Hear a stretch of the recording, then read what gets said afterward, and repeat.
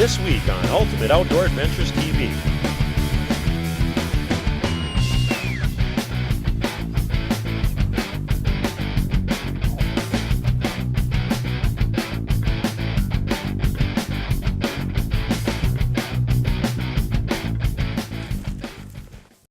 Hi, and welcome to Ultimate Outdoor Adventures TV. On today's show, we have two amazing hunts coming your way.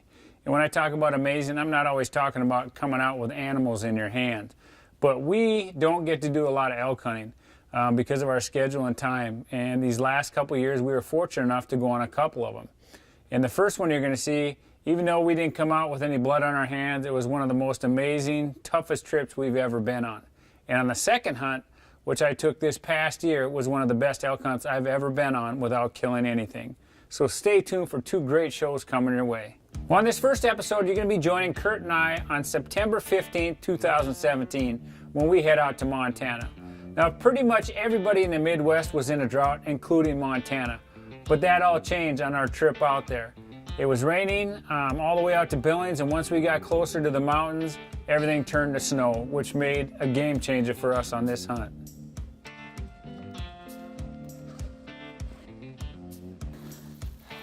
Are you picturing or filming? Filming. So did I. Well, I'm going to take more time, as much time as possible. we You are need to rest a little? taking a short break. I'm not sure where we're at. We still got a ways to go to camp. As you can see, we probably got 3 inches of snow down here. It started with rain. Haven't had rain all year. Montana's been dry, full of fires. Well, not anymore. They're going to be put out now because it is wet, wet, wet. But I don't know if we were expecting the snow, maybe hoping it wouldn't come, but it did. So we got to get up to camp here. We're going to anchor down for the afternoon and probably get out and give her a whirl tonight yet. So thanks to these two gentlemen, they did a lot of the tough work for us. Just two old guys humping up the hill behind them now. I don't even know if you call it humping. I'm more like flopping, rolling. It is beautiful though. That's worth half of that. Just so you can see what an old, out of shape fat guy feels like. And I'm actually in shape, but my lungs are hurting, my legs are hurting. But I am carrying 80 pounds more than these guys. I don't know why they gave them all to me. Look at that pack, man. It's hanging down. I can't show you. It's all the way down to the ground. It's dragging. The youngest kid here has got like 20 pounds on him. Right? So he hiked the Continental Divide. Whoop-dee! He was probably running up there with nothing. Just his britches. Yeah, and he's only 24. Now come back to me when you're 52. I'll be dead though.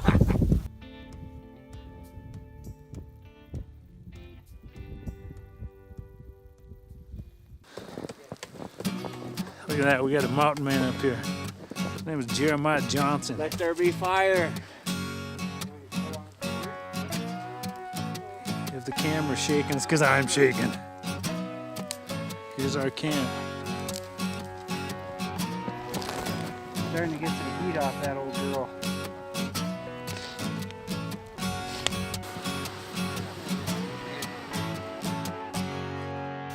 Well, we just we moved into camp here, I don't know, an hour ago, hour and a half, something like that. Miserable conditions, way more snow. Still coming down. We did get a fire started. Got some mountain houses, meals going. We're trying to fuel up, heat up, warm up, all the above. But we're gonna make do with it, try and get some fuel in us and try and scout yet tonight a little bit. But gotta get going here first.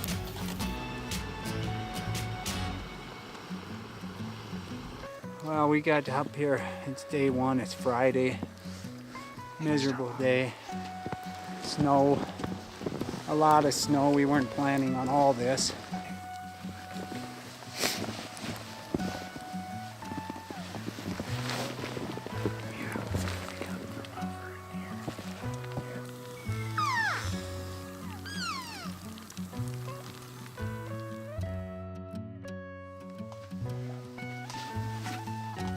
Yep. The joys Yeah, of look waking at up in a tent. Frozen boots. Nope. Popsicles. That means get up and start walking. I don't know what, yeah. Yep. We'll have to go straight uphill right away. Well, I wouldn't go that far.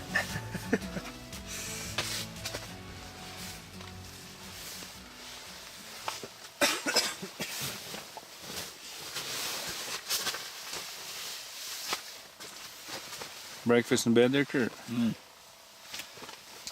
little cup of hot peaches and cream oatmeal.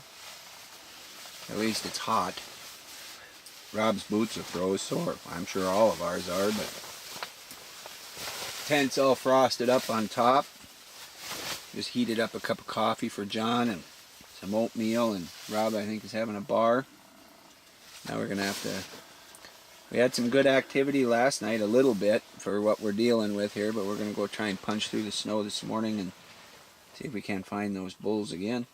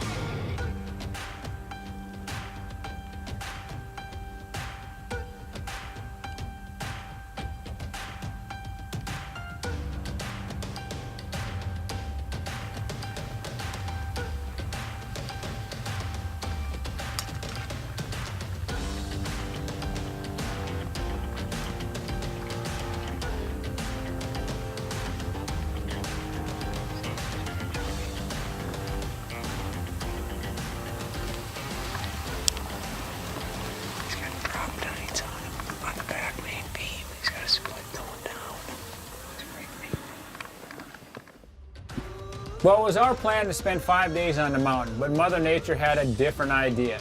And after 3 days of hunting, we saw another storm rolling in, so on the 4th day, we headed off the mountain. And I want to send out a big thanks to Rob Brandt and Kyle Kahn for all their help, because without them, none of this would be possible.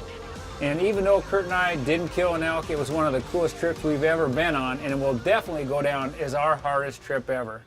On this next segment, we're going to be heading out to Montana, and I'm teaming up with a couple serious elk hunters. Ben Gorman from Wyoming and Kyle Ostrand from Williston. Now, these two guys really love their elk hunting, and they do it well. And that's why I wanted to go with them. Kurt and I put in for elk, but we didn't get drawn, and they did. So instead of me sitting behind, I joined up with them and headed out to do a little filming with them. Now, both these guys put a lot of time into elk hunting.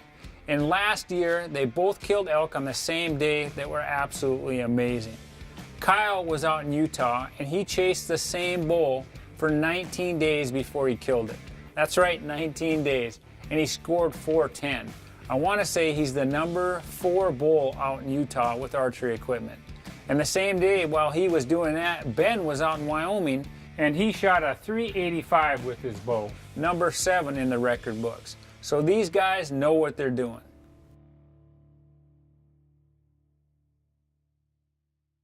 So that first evening, we head out to the field, and right away we are on elk. And it turned out to be one of my best nights ever in the field elk hunting.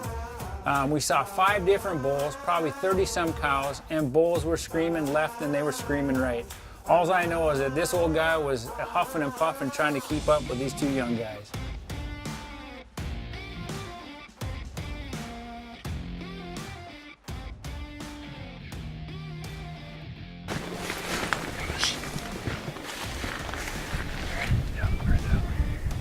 How far do you think? Say up to that top tree line. I think there's a ways. Back over that, up to this next shit.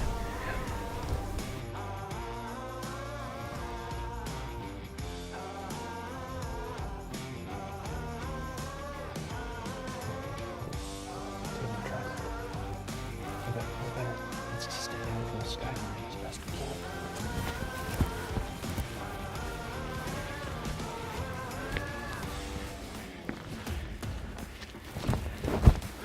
Let's see. So is there another fence over there? Let's see, it's gotta be this way.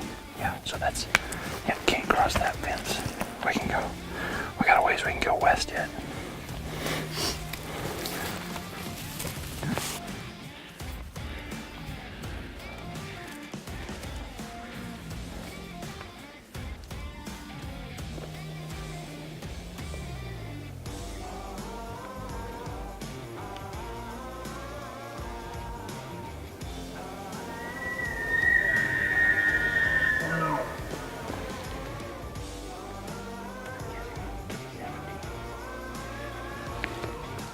There's another one.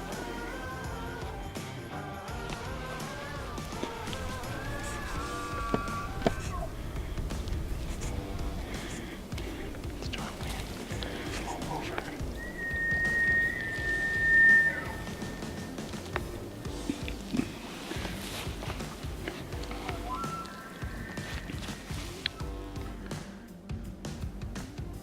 Wind is all over.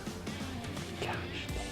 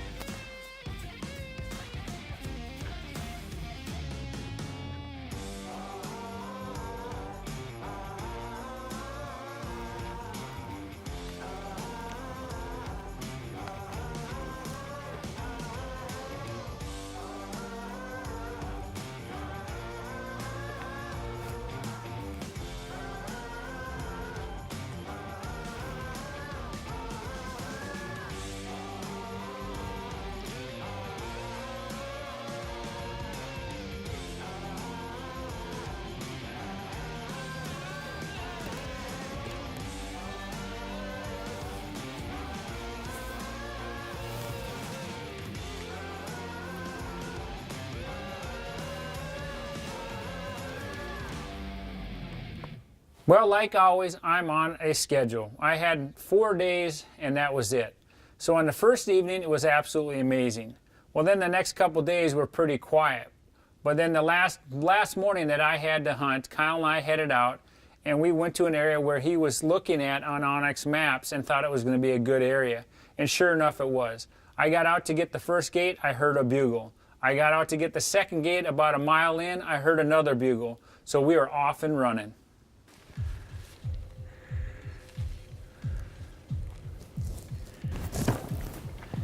We need to get into these little jack pines. They're all gonna come right down through here.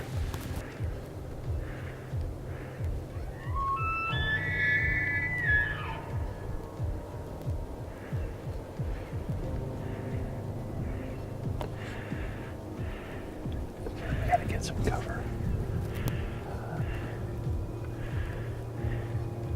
We've got the wind perfect. Like, let's get some cover. We gotta get to some trees.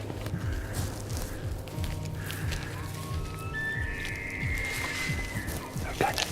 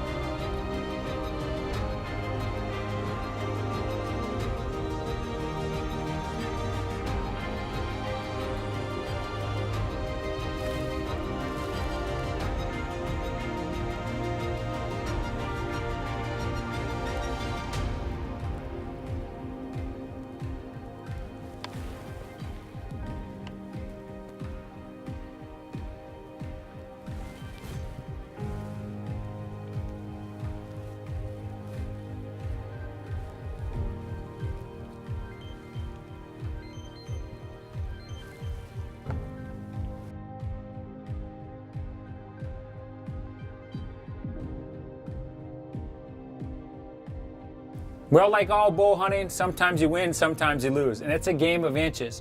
Now, I can just tell you that when I was following Kyle and we were going up after these bulls, I didn't know what bull was what. I could hear him bugling, and every time he would scream, you could tell there was one that just seemed like he owned the whole countryside. And I was shaking like a leaf. I did not know if I was going to be able to run the camera. I actually kind of froze up a little bit, and Kyle told me to move up closer to him. And running the camera, watching Kyle, watching these elk was absolutely amazing. And like in all hunting, sometimes you win, sometimes you lose, and we were that close to getting it done. So while Kyle and I had just an absolutely amazing morning, Ben was a couple miles away, and he had run into a herd of elk. And what he ended up doing is he sat on them all day long. So I headed back to camp and had to pack things up and head out. So for the next evening and the next morning, I sat around just staring at my phone, hoping to get a text from these guys. And sure enough, Kyle texted me and he said, Ben got it done. He ended up putting an arrow in a 357-inch monarch of a bull elk. Now, I can't tell you how much fun I had, and I can't tell you how much I want to thank those two guys, Ben and Kyle, for bringing me into their world. I only wish I would have been there to help carry the elk out. And hopefully one day we'll get to spend time together in camp again. Thanks a lot, guys. Taxidermy services provided by Dakota Taxidermy, capturing the spirit.